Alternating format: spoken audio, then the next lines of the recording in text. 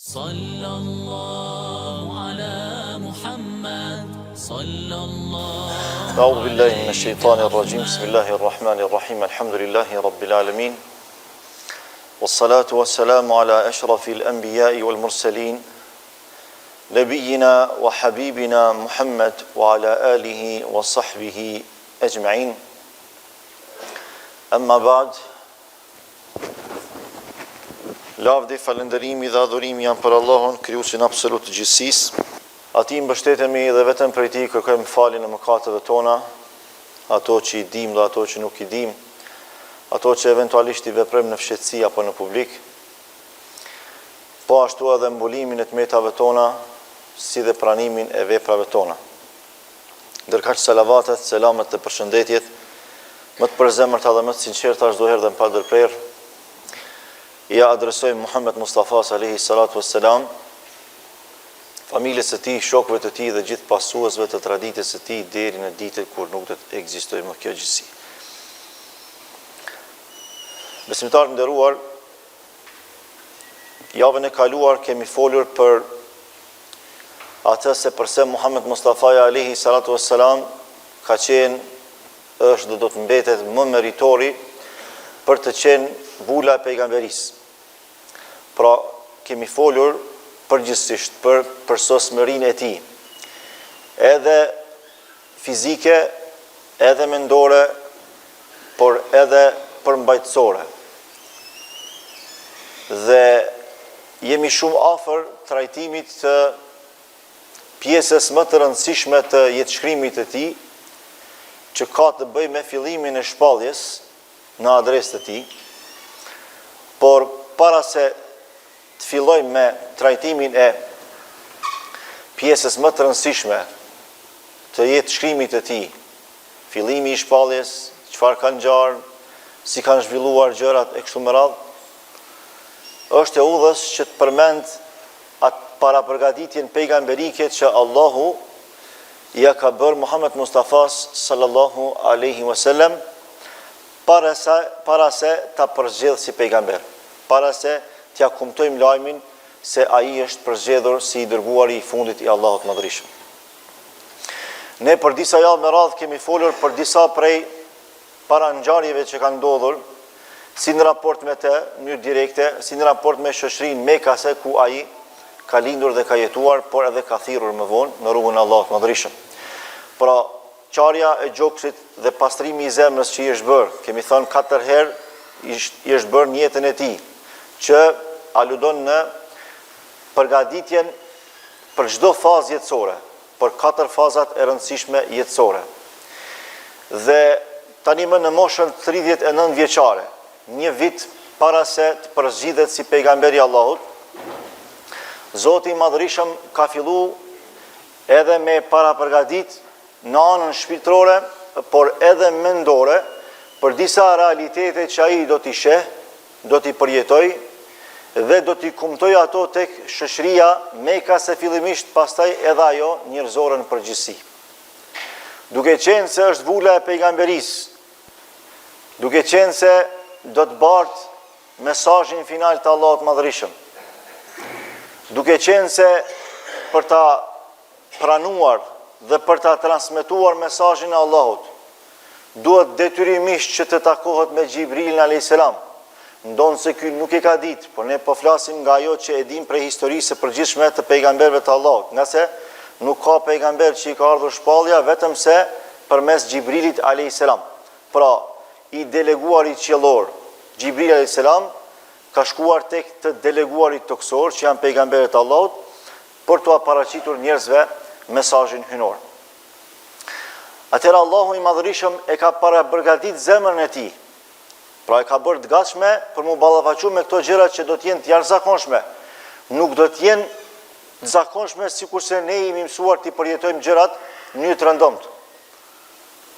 Ka filluar, sikurse tregojnë transmetimet, konkretisht në Sahihun e Muslimit, hadithin e transmeton Jabir bin Samura, sahabiu i nderuar, i cili thotë se ka thënë i dërguari Allahut sallallahu alaihi wasallam: inni la a'rifu hajaran bi Makkah kana yusallimu alayya qabla an ub'ath inni la a'rifuhu al'an. thot unë e di një gur, një shkëmb në Mekë, i cili më jep të selam mua para se të përzgjidhem si pejgamber Allah, pra para se të shpallem si pejgamber, inni la a'rifuhu al-an, madje thot e di, e njoh edhe sot atë gur kur ta shoh. Ibn Ishaku, që është një prej historianëve më të shquar islam, tregon në disa transmetime se kanë filluar para se më ardh shpallja gjatë rrugëve që ecte pejgamberi Allahut në shoqërinë e tij, i jepnin selam drunjet, i jepnin selam gurët. Kthehej, shikonte në të djathtën e tij, në të majtën e tij, nuk shihte njeri. E kuptonte se diçka jashtëzakonshme po ndodh. Tani për ne besimtarët një gjë e tillë është shumë e lehtë për të ndodhur sepse bëhet fjalë për fuqinë absolute të Zotit Madhërisëm. Ai që e ka krijuar insanin, ai që e ka krijuar hyjvanin, ai që e ka krijuar edhe botën edhe e ngurtë, ai është po i njëjti që ka fuqi me i dhënë mundësi për me dhënë selam edhe gurit dhe druni për pejgamberin e tij. Pra është krejtësisht normale kjo. Shtoja faktin që po bëhet fjalë për një pejgamber i cili do të ballafaqohet me disa gjëra të jashtëzakonshme që kanë nevojë për një parapërgatitje. Pa do të ishte shumë e rëndë, shumë e vështirë, shumë e papërballueshme që më njëherë me kalu në takimin me Xhibril alayhis salam pa i ndodhur paraprakisht disa gjëra të jashtëzakonshme, sikurse është për shembull përshëndetja e gurëve drunjeve që i kanë dhënë selam në shenjë nderimi dhe respekti, por edhe paralajmërimi se ti je njeri i veçantë. Edhe pse pejgamberi i Allahut në atë kohë kur i ka ndodhur kjo, nuk e ka ditë që do të jetë pejgamberi i Zotit. Pejgamberët e vërtet, kur nuk kanë pretenduar se janë pejgamber të Zotit. Për dallim prej pejgamberëve të rrejshëm, profetët e rrejshëm, ata thonë ne jemi pejgamber, ne jemi profet. Pejgamberët e Allahut kur nuk kanë thonë që jemi pejgamber, vetëm kur u ka ardhur shpallja nga ana e Zotit Madhërisëm. Pra, në fëmijërinë e tyre, në rininë e tyre, kur s'kan thonë që do të vijë koha që unë do të jem pejgamberi juaj. Kur? Sepse njerëzit e sinqert kur nuk e bëjnë një gjë të tillë. Tek pastaj Allahu ka dashur që ata t'i përzgjedh, t'i lajmërojë se janë pejgamber Zotit dhe pastaj t'i ngarkojnë me përgjegjësinë e thirrjes për në rrugën e tij. E pejgamberi Allahu në këtë hadith autentik po tregon se edhe sot, pra në kohën kur ka fol, edhe sot thot e njoh atë guri që më ka dhënë selam dikur para se me qenë pejgamberi Allahut.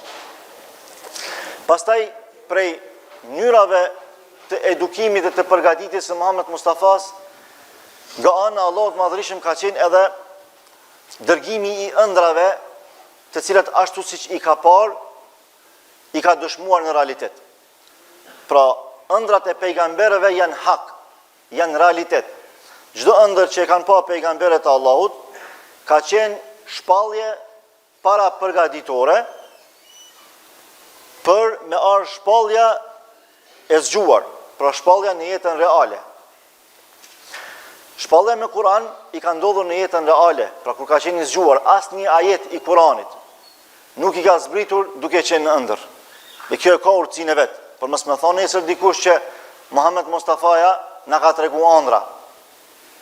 Jo. Edhe pse ëndra si ëndër, pra në raport me pejgamberët e Allahut është gjithashtu shpallje. Është inspirim direkt nga ana e Zotit Madhërisëm për pejgamberët e tij. Prandaj në raport me Muhammed Mustafa sallallahu alaihi wasallam, 6 muaj ditë para se me zbrit shpallja, ajetet e para të Kuranit ka pa ëndra të cilat janë realizuar të nesërmen më njëherë. Madje për këtë çështje tregon Aisha radhiyallahu anha, nona e besimtarëve, gruaja e Muhammed Mustafa sallallahu alaihi wasallam, e që ky hadith është në Sahihun e Bukharit, pra është autentik, ku thot awwalu ma budi bihi Rasulullah sallallahu alaihi wasallam min al-wahy ar-ru'ya as-sadiqa. Shpallja e parë që ka filluar t'i vije Muhammed Mustafa sallallahu alaihi wasallam ka qenë ëndra e vërtet. Një rivajet tjetër thot ar-ru'ya as-saliha, ëndra e mirë. Dhe vazhdon e thot fa kana sallallahu alaihi wasallam la yara ru'ya illa ja'at mithla falaki as-subh. Nuk e ka pa një ëndër vetëm se i është realizuar ajo sikurse qartësia e agimit të mëngjesit. Pra, keni parasysh kur fillon edhe ngritet nata, edhe fillon dita. Ajo që e bën dallimin mes natës, mes errësirës dhe dritës së mëngjesit është agimi i vërtetë i mëngjesit. Ekziston një agim i rrejshëm, që i thuhet el-fajru el-kadhib, edhe agimi i vërtetë që është el-fajru sadiq. E thot Aisha radhiyallahu anha, thot janë realizu ëndrat që i ka pa para se mu shpall pejgamber, si kurse qartësia e ditës. A mujna me muhu qartësinë e ditës kur fillon dita në mëngjes? S'mujna me muhu. Kështu thot, mujna mi muhu edhe realitetet që i ka ndodh e që realisht i ka pa në ëndër pejgamberi Allahut sallallahu alaihi wasallam, sepse ëndra e pejgamberëve gjithashtu ka qenë shpallje. Pastaj pejgamberi Allahut, sikur se na tregon Aisha radhiyallahu anha në vazhdim të hadithit, dhe thot, thumma hubbiba ilayhi al-khala, ka fillu me dasht vetmimin, ka fillu me bojkotu popullin e vet, për shumë arsye, sepse është përhapi dhujtaria. Natyrshmëria e tij, ndonse nuk i ka ardhur shpallja, ndonse nuk ka qenë pejgamber, s'ka pas mësime prej dikujt, por natyrshmëria e tij e pastër nuk ka mujt me pranu faktin që dikush mu adhuru krahas atij që të ka kriju.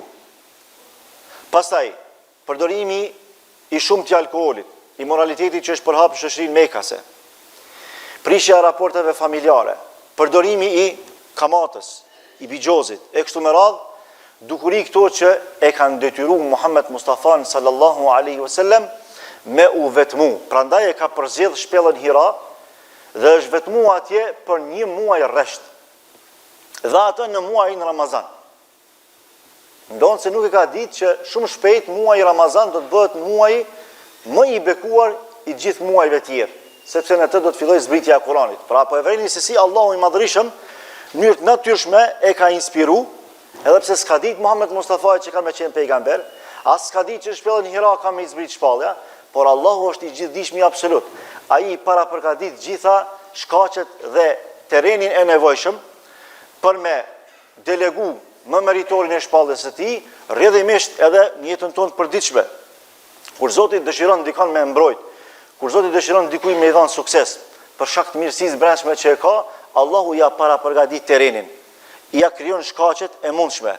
Pra, një studenti që ka prirje për me qenë nesër një mjek profesional, apo një ekonomist profesional, apo një jurist profesional, Zoti ja krijon shkaqet e mundshme, ndonse me shumë vështirësi, nga se nuk ka sukses që vije me lehtësi, por ja bën të mundur që ai me i pas disa mjete edhe disa shkaqe të nevojshme për me realizu qatë sukses që ai është meritor për të.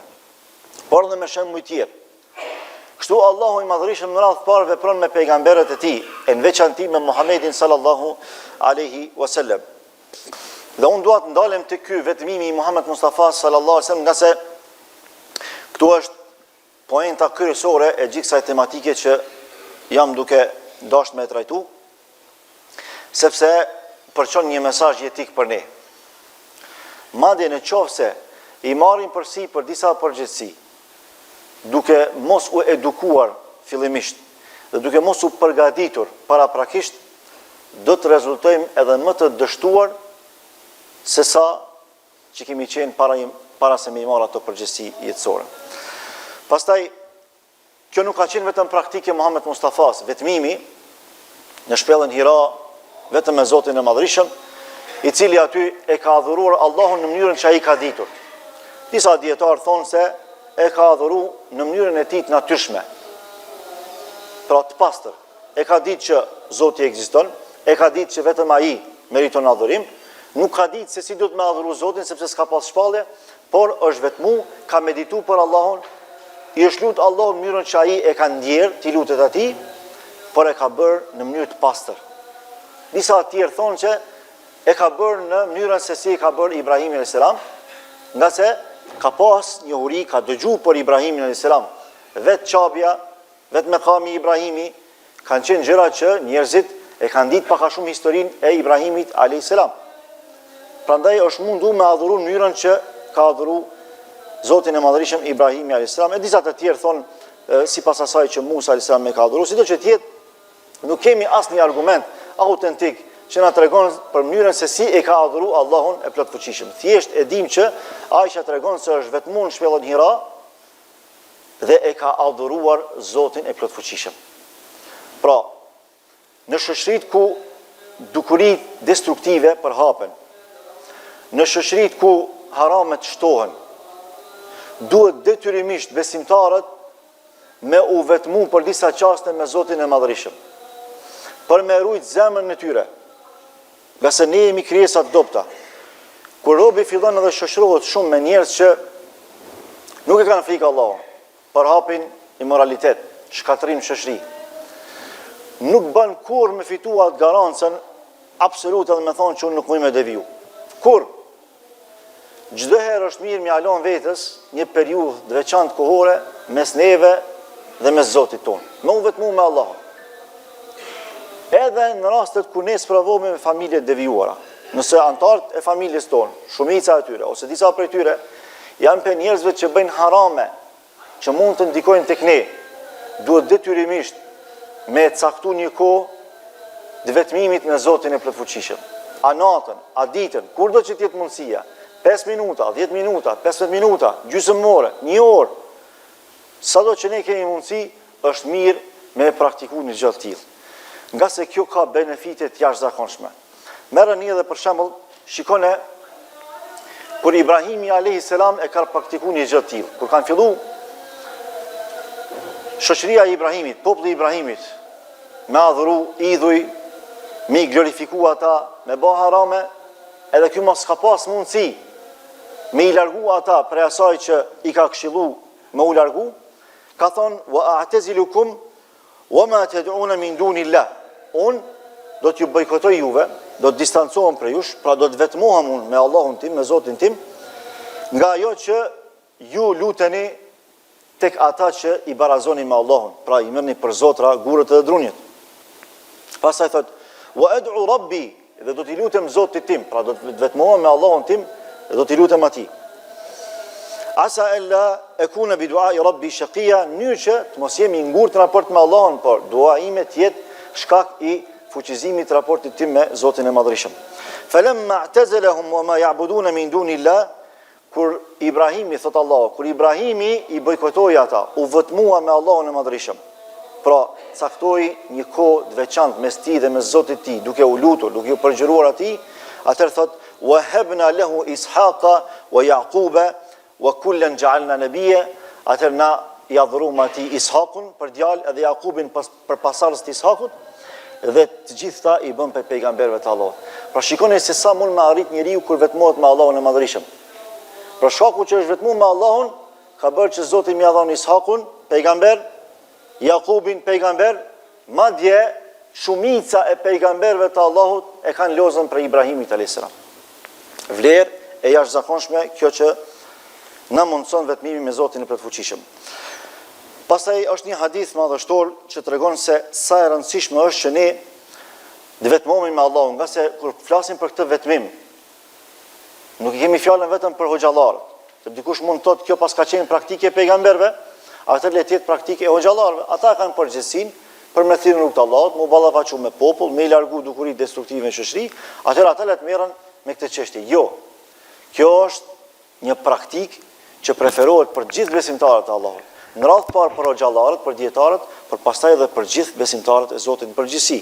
Për këtë dëshmon hadithi në dy sahihet, pra në dy koleksionet të haditheve të sakta, ku erdhi një njeri te pejgamberi Allahut sallallahu alaihi wasallam dhe i tha: "Ya Rasulullah, ayyun nasi afdal?" O i dërguari i Allahut, cili njeri është më me vlerë, më i mirë?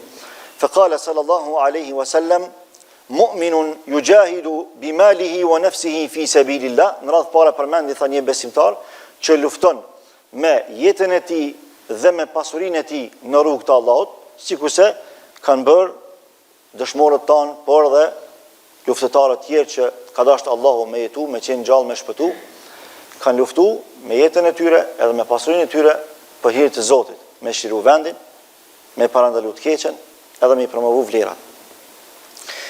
Pastaj thot, thumme eju ja Rasulullah. Pastaj o i dërguar, kush është tjetër? Thumme men ja Rasulullah.